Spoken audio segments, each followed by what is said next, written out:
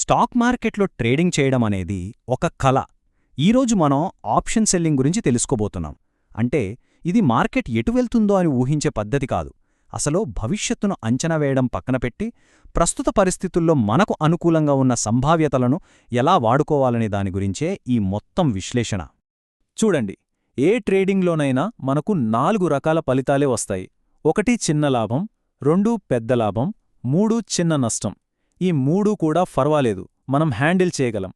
కాని ఆ 4ది చూశారా, అదే పెద్ద నష్టం. ఇదొక్కటే మన క్యాపిటల్ను, మన ఆత్మవిశ్వాసాన్ని పూర్తిగా దెబ్బతీస్తుంది.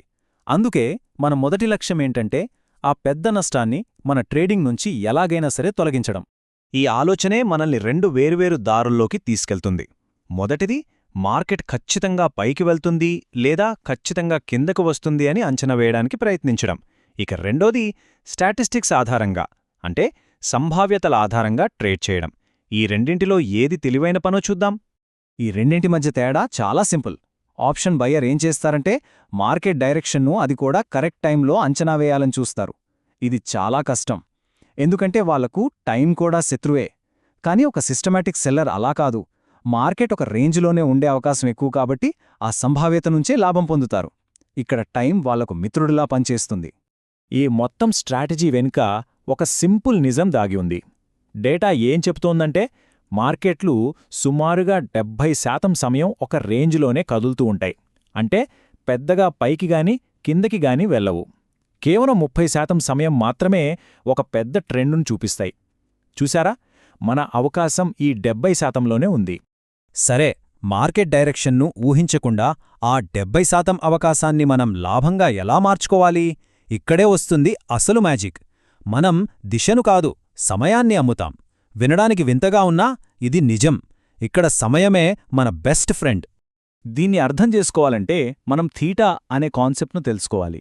చాలా సింపుల్గా చెప్పాలంటే థీటా అంటే టైం గడిచే కొద్దీ ఒక ఆప్షన్ విలువ ఎంత వేగంగా తగ్గుతుందో చెప్పే కొలమానం. ఇది కరుగుతున్న ఐస్ క్యూబ్ లాంటిది. ప్రతిరోజూ దాని విలువ కొంచెం కొంచెం కరిగిపోతూ ఉంటుంది. ఆ కరిగిన విలువే ఆప్షన్ సెల్లర్ లాభం.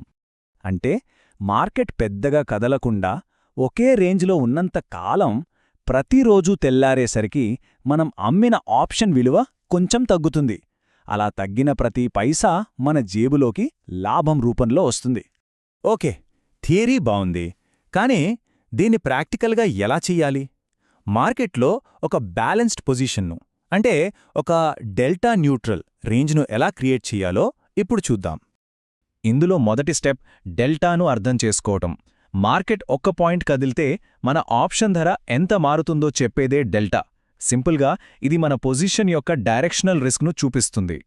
మన లక్ష్యమేంటంటే ఈ డెల్టాను 0కి దగ్గరగా ఉంచడం. అదెలా సాధ్యం? ఒకేసారి ఒక కాల్ ఆప్షన్ను, ఒక పుట్ ఆప్షన్ను అమ్మడం ద్వారా. ఇలా చేయడం వల్ల మనం ఒక ప్రాఫిట్ జోన్ క్రియేట్ చేస్తాం. మార్కెట్ పైకి వెళ్ళినా కిందకొచ్చినా మన పొజిషన్పై పెద్దగా ప్రభావం ఉండదన్నమాట. అంతా బాగానే ఉంది, కానీ ఒకవేళ మార్కెట్ మనం అనుకున్న రేంజ్ను దాటి వెళ్ళిపోతే పరిస్థితేంటి? భయపడాల్సిన పనిలేదు. అక్కడే మన సిస్టమ్ ఆఫ్ అడ్జస్ట్మెంట్స్ రంగంలోకి దిగుతుంది. ఇది ఒక డైనమిక్ ప్రాసెస్. పొజిషన్ తీసుకుని వదిలేయడం కాదు. మనం కంటిన్యూస్గా మన పొజిషన్ డెల్టాను గమనిస్తూ ఉండాలి. మార్కెట్ కదిలి డెల్టా మారినప్పుడు మనం కూడా మన రేంజ్ను మార్కెట్తో పాటు జరుపుతూ డెల్టాను తిరిగి 0 దగ్గరకు తీసుకురావాలి. ట్రేడ్ ముగిసే వరకు ఈ సర్దుబాట్లు చేస్తూనే ఉంటాం. సరే, ఇప్పుడు ఈ మొత్తం స్ట్రాటజీలోనే అత్యంత ముఖ్యమైన, అస్సలు రాజీ పడకూడని రూల్ గురించి మాట్లాడుకుందాం. ఇదే మనల్ని లాంగ్ రన్లో ఈ గేమ్లో నిలబెట్టే స్వర్ణ సూత్రం. మనం మొదట్లో ఏమనుకున్నాం? మనల్ని దెబ్బతీసేది ఆ ఒక్క పెద్ద నష్టమే అని. మరి ఆ విపత్కరమైన నష్టం రాకుండా మనల్ని మనం కాపాడుకోవాలంటే ఒకే ఒక్క నియమం ఉంది. అదేంటంటే మన గరిష్ఠ నష్టం ఏ ట్రేడ్లోనైనా సరే మనం మొత్తం ట్రేడింగ్ క్యాపిటల్లో 1% మించకూడదు. ఇది నాన్ నెగోషియబుల్ రూల్. దీనికి ఎలాంటి మినహాయింపులు లేవు.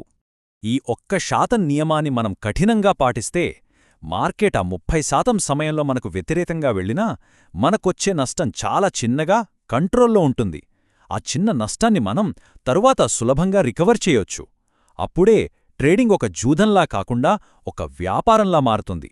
ఇప్పటివరకు మనం చర్చించుకున్న ఈ పాయింట్లన్నీ కలిపి మన ట్రేడింగ్ ఆలోచనా విధానాన్ని పూర్తిగా ఎలా మార్చేస్తాయో చూద్దాం. మనం ఒక మార్కెట్ మాంత్రికుడిలా కాకుండా ఒక రిస్క్ మేనేజర్లా మారతాం. సో కీ టేకవేస్ ఏంటంటే, మార్కెట్ డైరెక్షన్ను ఊహించడం ఆపేయాలి. అధిక సంభావ్యత ఉన్న రేంజ్ బౌండ్ మార్కెట్లపై దృష్టి పెట్టాలి.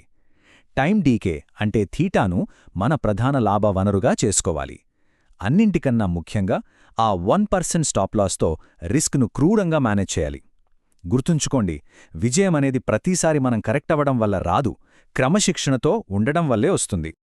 అంటే మనం ఫ్యూచర్ చెప్పే ఆస్ట్రాలజర్లం కాదు, మనం ప్రస్తుతంలో ఉన్న అవకాశాలను, సంభావ్యతలను లెక్కగట్టి ఆడే మ్యాథమెటిషియన్లం. ఒక సక్సెస్ఫుల్ సిస్టమ్ అంటే ఇదే. చివరగా ఒక్క ప్రశ్న. బహుశా గెలవడానికి అసలైన రహస్యం ముందు ఓడిపోకుండా ఎలా ఉండాలో నేర్చుకోవడమేనేమో. ఎందుకంటే మనం ఎప్పుడైతే పెద్ద నష్టాలను మన దరి చేరనివ్వమో అప్పుడు చిన్న చిన్న లాభాలు అవే నిలకడగా వృద్ధి చెందుతాయి. ఇదే ఈ విధానం వెనుకున్న అసలైన ఫిలాసఫీ.